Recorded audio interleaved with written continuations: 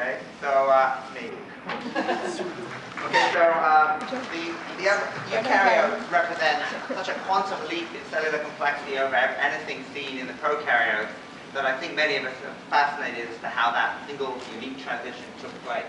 So what I'm going to tell you about today is a pretty unconventional theory that I actually first came up with when I was an undergraduate 30 years ago, that I've sort of been toying around, batting around, and it was really only when I started collaborating with a cell biologist last year, his name's Buzz Baum, he happens to be my cousin, that I really decided that this theory is definitely worth laying out there as an alternative to the conventional view of how eukaryotes originated. So what's the conventional view? The conventional view is that you start with a prokaryotic cell with a single bounding membrane and no internal membranous structures. This acquires a cytoskeleton and becomes a dynamic cell that can manipulate membranes and generate internal vesicles. These vesicles organize themselves, carrying in the previously membrane-associated chromatin and putting it in a compartment, an internal compartment, that acquires eventually nuclear pores and becomes the nucleus. So the nucleus is formed within the boundaries of a pre-existing prokaryotic cell.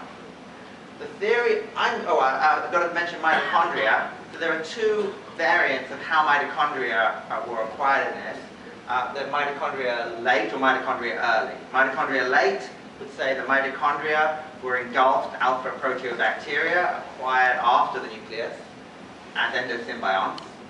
Mitochondria early, of course, puts the mitochondrial endosymbiosis before the origin of the eukaryote, of the nucleus.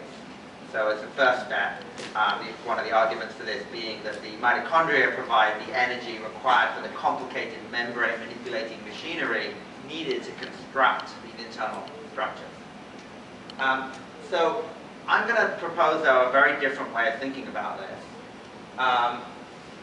which is called the Inside-Out theory. We call it the Inside-Out model. So this takes the basic view that the nucleus represents the ancestral cell body, with the cytoplasm having originated from an extracellular compartment. So the starting point I want you to imagine is an ancestral prokaryotic cell resembling a modern archaean with a proteinaceous cell wall associated with an epibiotic, ectosymbiotic alpha proteobacterium, the protomitochondria, and producing extracellular protrusions to increase the surface area of interaction with those mitochondria. So before I go any further, I want to show that this is not a crazy thing to think. First of all, there are archaeal cells that are associated stably, apparently, with proteobacteria that form these epibiotic layers on top of these cells. Also, the production of extracellular protrusion is a very common feature of archaeans. And I'll highlight that archaeans are not known, there's not a single case that I've been able to find of evidence of an intracellular invagination process similar to endocytosis in archaeans. But there's lots of cases of production of extracellular protrusions, such as this example here. So, so from this sort of plausible starting point, we imagine the proliferation of this extracellular space through the formation of blebs.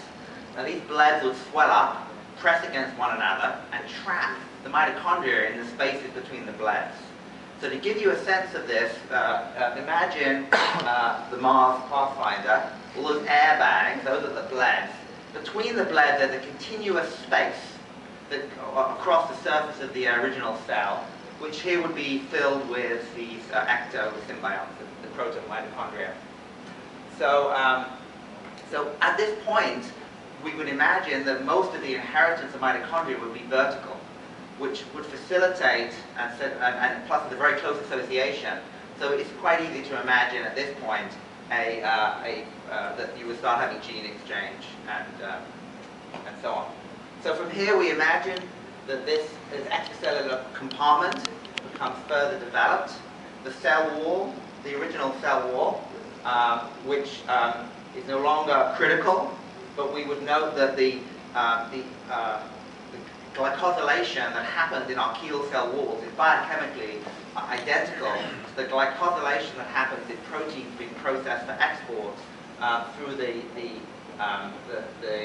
from the proximal part of the ER, which is what we view this space as being, and the perinuclear lumen.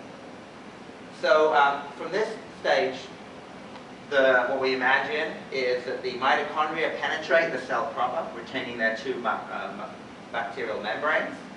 In the previous stage, I forgot to mention, there would be ribosomes in both the nuclear and the cytoplasmic compartments. We imagine both would be doing translation, but you would then have perhaps the evolution of polyadenylation and cat formation was a way to signal certain transcripts for cytoplasmic translation. By the time you get to here, though, we're imagining that now all transcripts are translated in the cytoplasm. So the ribosomes, while still produced and formed in the nucleus, are not active there.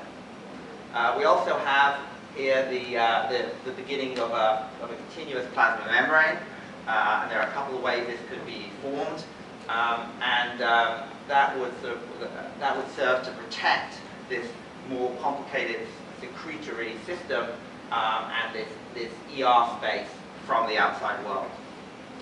So kind of to look at this in sort of all-in-one picture and break it down, we see this as sort of being driven by a few selective considerations. In the early steps, we see this as being selection for an increased surface area for material exchange with these symbiotic bacteria.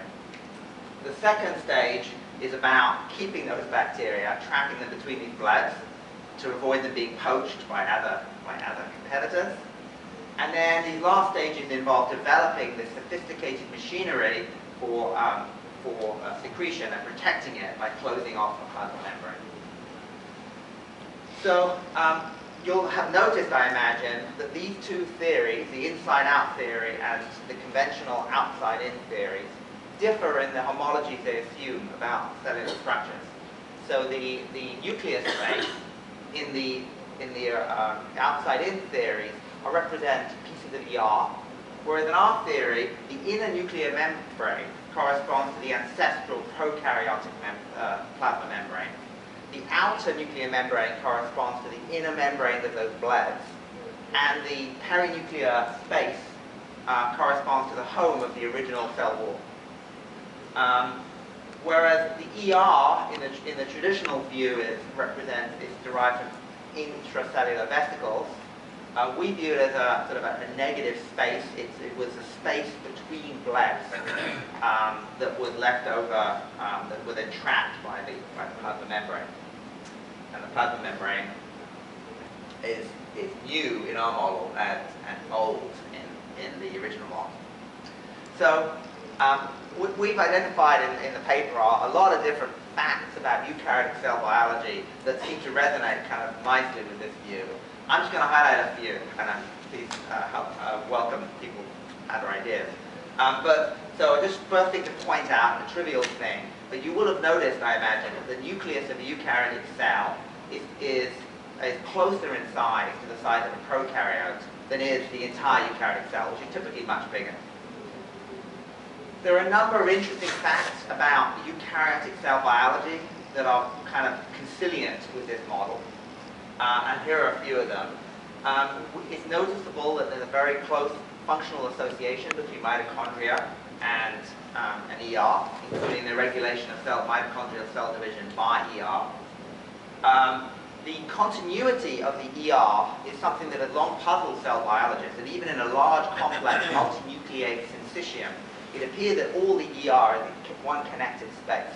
This would be expected under our model, but it requires biochemical work under the traditional model to make connections. And then, as I already mentioned, the end glycosylation that happens in the proximal ER is very similar to the kinds of glycosylation that happens to proteinaceous cell walls of archaeans. So there's one fact that I think could be even more compelling, but it is a tad controversial. But here's the idea. So there's increasing evidence that eukaryotes may be embedded within the archaeans, posing a puzzle about the origin of eukaryotic lipids. So eukaryotic membrane lipids resemble bacterial lipids. They don't resemble archaeal lipids, except in a few very small ways. There's evidence from phylogenomic work that lipid transporter metabolism genes have generally had their closest sister groups in proteobacteria, specifically the alpha proteobacteria, which gave rise to the mitochondria. So it looks like the eukaryotes acquired their membrane lipid biochemistry from mitochondria. So why is that significant? The reason that's significant is that under the Outsidein model, you would have in order to explain this lipid revolution, you would have to say the following. It was a phagocytotic event, so that an ancestral cell, an archaeal cell with archaeal membranes, evolved phagocytosis. It took in a mitochondria, and then it took the lipid biochemistry from the mitochondria and substituted it in to this all these mechanisms for manipulating membranes that had already evolved. It would kind of be like, taking a lineage that had evolved powered flight, and then later substituting in the respiratory system from a terrestrial lineage. It just seems very improbable to me that you could imagine that that can happen. In contrast, under the Insideout model, the association between mitochondria and the host cell predates any phagocytosis or endocytotic processes, meaning these can evolve in the context of bacterial lipids.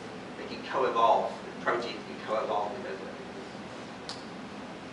So, of course, like any theory, it's got to make predictions, and there are a lot of them. I'm just going to mention a couple. One obvious set of predictions relates to the protrusions in archaea. So we would predict under our theory that the proteins involved in forming those protrusions and stabilizing their bases would resemble nuclear pore proteins, because the base of the protrusion is homologous to the nuclear pore in our model, and that can be tested. It also, for example, predicts a particular mechanism whereby new nuclear pores are inserted into interface nuclei, which is currently being tested. So, in conclusion, I mean, when I entered this, the reason I didn't publish it for 30 years, I've always felt like, well, a little crazy. It's only, it's plausible, but is it really good? I finally become convinced that it's really worth putting out there, because even if ultimately we're proven wrong, it makes a lot of testable predictions that could stimulate interesting research in eukaryotic and archaeal cell biology. And it provides a different way of looking at the eukaryotic cell.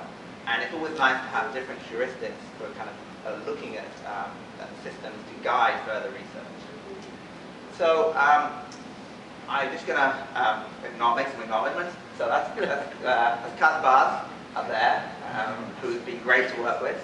I originally wrote this up as an essay for a tutor in 1984, Jean Wattick, so I should acknowledge her. And then in the early 90s, I spent a couple of years in Lynn Margulis's lab and interacted with her in a lab a lot discussing this. And at that time, this theory did not seem plausible, because it really looked like mitochondria had evolved within eukaryotes.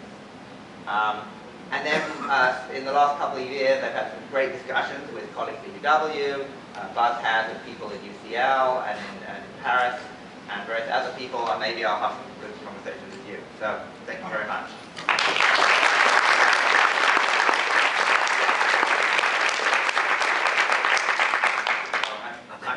Yeah. So one of the amazing things about eukaryotes is that it seems like a tremendous amount of evolution happened in a very brief amount of time from origin.